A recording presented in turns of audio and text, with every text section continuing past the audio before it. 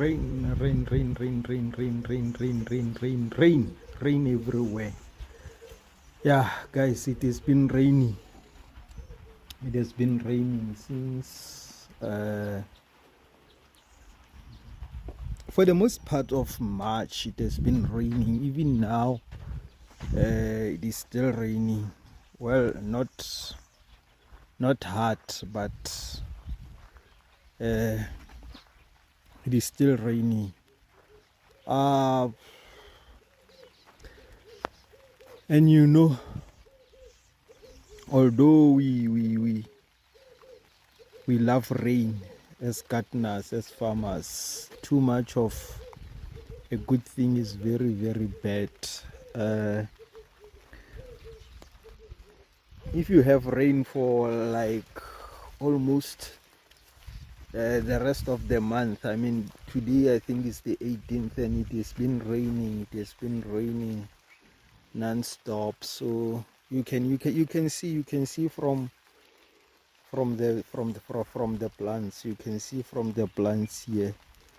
You can see these butternuts are, I don't know if you remember these butternuts, but if you can have a closer look, you will see that they are actually very, very, very much struggling. And then, I mean, if you look at the maize as well, the bottom leaves there, they are turning yellow. Yeah, so this is all the results of this constant rain that has been falling. Remember, plants need sun, especially these butternuts and maize. They really, really need sun. So when it has been raining for most parts of the month, it means the sun we can only see it on television. So that is why you have these struggling plants. That is why you have these struggling butternuts. But I hope maybe by next week it will start clearing again, and then we'll have sun again, and then everything will come back to normal. But for now, guys, it is really a struggle. And it is not only us here in the northwest. I mean, most parts of South Africa, I know that there's a struggle with this rain, and it shows. I mean, when it rains a lot like it has been doing now, at least now, as you can see, there's a little bit of sun there. There's a little bit of sun there, but yeah, the maize is holding on nicely, really. This holding on nicely, really. And I think, yeah, I'm going to have some good harvest here. I'm going to have some good harvest here. But as I was saying, when plants struggle because of rain and lack of sun and everything, there's something curious about the weeds. There's something curious about the weeds. They seem to be enjoying. Just look at this. They seem to be enjoying. I don't know why it is like that. Maybe it is because, you know, weeds being weeds, they are the natural. This is their natural home anyway. This is their natural home. They just grow here. I mean, I don't plant them. They just grow whenever. So they are used to this environment. Whereas these butternuts and maize, I plant them. So that is the only explanation.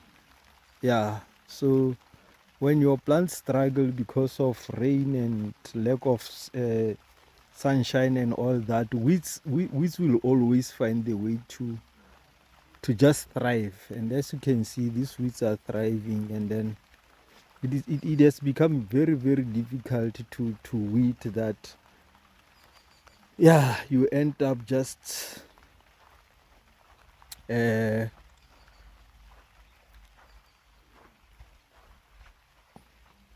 you just end up saying, well, I will see, let me just wait, learn this rain and then see what happens. But then the thing is, when you are waiting for it to stop, it does not stop, and then it keeps on raining, and then it keeps on raining. So the weeds keeps growing as well.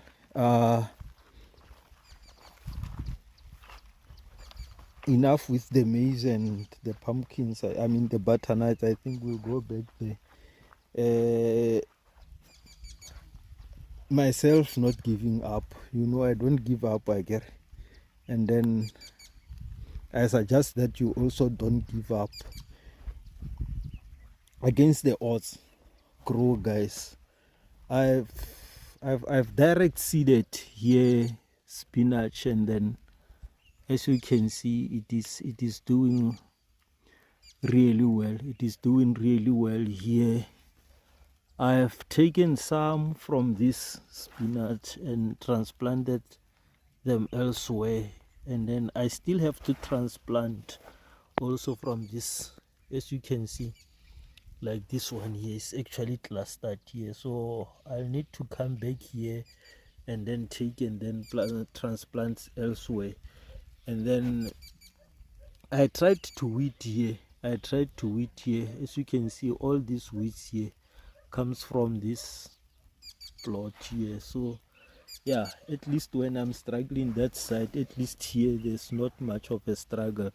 And then I don't know if you remember those bambara beans. I said I was going to plant them for our winter soaps, and then as you can see here, they are coming very, very nicely here. I've planted them also elsewhere. And then this one here, I tried to direct seed as well, beetroot. I direct seeded beetroot here, and then I also try direct seeded onions. It has been like 3 weeks or a month, up to a month now. Those onions haven't germinated, not even one. I don't know what is wrong. And then there was an overgrowth of weeds here and then everything, and then I had to wait. I don't know if they will still come, if they will still germinate or what, but it is what it is. You can even see with the beetroot here, the germination was very bad. I mean, I've got only like 1, 2, 2 there, 3. So yeah, even the mustard also, even the mustard here, the germination is not good. It's not good, but yeah, it is what it is. And then even on this row here, I had beetroot and then mustard, but the germination as well with beetroot, I don't know. At least beetroot I've got some. I've got some like 4 or so at least, but yeah, the mustard, I can't complain. At least the mustard here I have plenty, and then I've got weeds here, and then this is the spinach that I transplanted from that first row there. So it is very good. It is very good here.